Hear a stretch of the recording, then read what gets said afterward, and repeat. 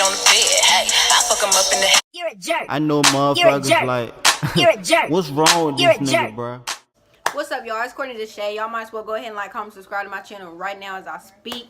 So basically today we're going to be talking about the Asvab Test. This is for anybody who wants to take the Asvab Test or even just thinking about it and just want to know a few tips about it. So I'm going to talk about the four main parts. That's going to be word knowledge, paragraph comprehension, arithmetic reasoning, and mathematic knowledge. So with word knowledge, it's basically just vocabulary words that you have to understand in the test. If you do read a lot of books and you know your vocabulary, then you're going to be good. If you don't really read a lot and don't really focus on your vocabulary words a lot, then that's what you're going to have to study. Because that's really what I had trouble with. You know, really all you have to really know is prefixes, suffixes, root words, things like that. But basically on the word knowledge, they're going to test you with words like, it's going to be an easy and it's also going to be hard. The easy part is whenever they put the words in the sentences, and you just have to fill in the blank to see which one makes more sense. Some of it is hard, kind of like when you have to compare the words.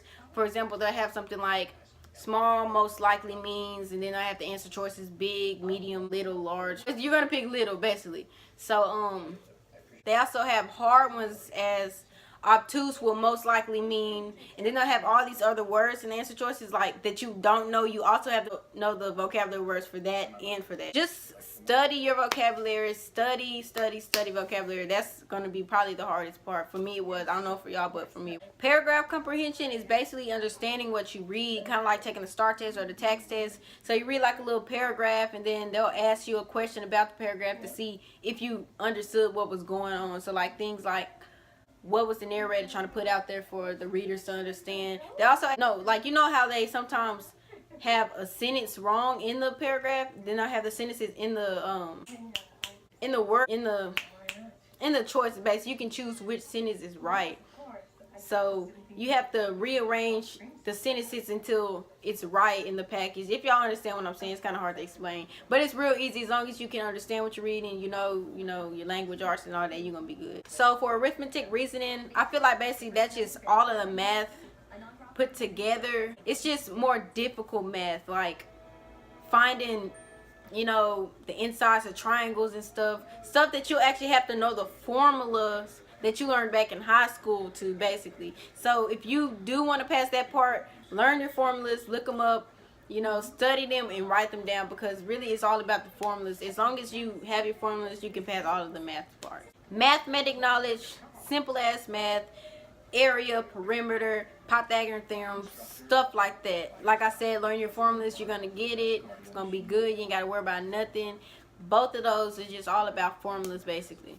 So when y'all reach the part of the test when they start asking you questions about tools and cars and connecting circles, don't fall for that. It's just a distraction. Y'all don't even have to answer those questions correctly. Y'all can push the wrong answer to all of those. That part of the test does not count against you whatsoever. Like for me, I picked anything I could and kept going on, because my recruiter actually told me that those don't count against you. It's just extra stuff just to have on there. But really, you can fail all of that and still pass the test. As long as you get the four main ones that I put on there and pass, you're gonna be good. Just don't focus on all the other stuff. If you don't know it, don't try to train your brain to know it. Don't break your head down like I was doing, trying to learn the first and second time.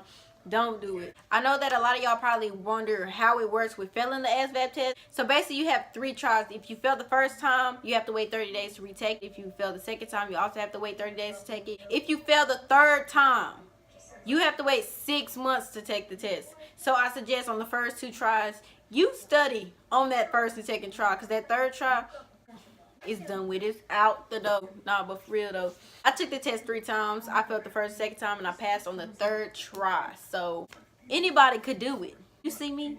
I can do it. You can do it. I think I basically covered everything that I know or that y'all would like to know about the test. If there are things that I didn't cover, then comment and I'll reply to y'all comments and let y'all know. Also, I'll be doing a video on my shipment date, which is going to be in 15 days actually. It's going to be 15 days. I'm shipping to Fort Jackson, South Carolina. So I'm going to do a vlog of me the day before at the hotel, and also whenever I'm leaving. I'm going to try to get that posted before I leave. So yeah, y'all like, comment, subscribe. If they ask you where you at, you out here. You're a jerk. You're a jerk. I heard. You're a jerk. You're a jerk. I heard. You're a jerk.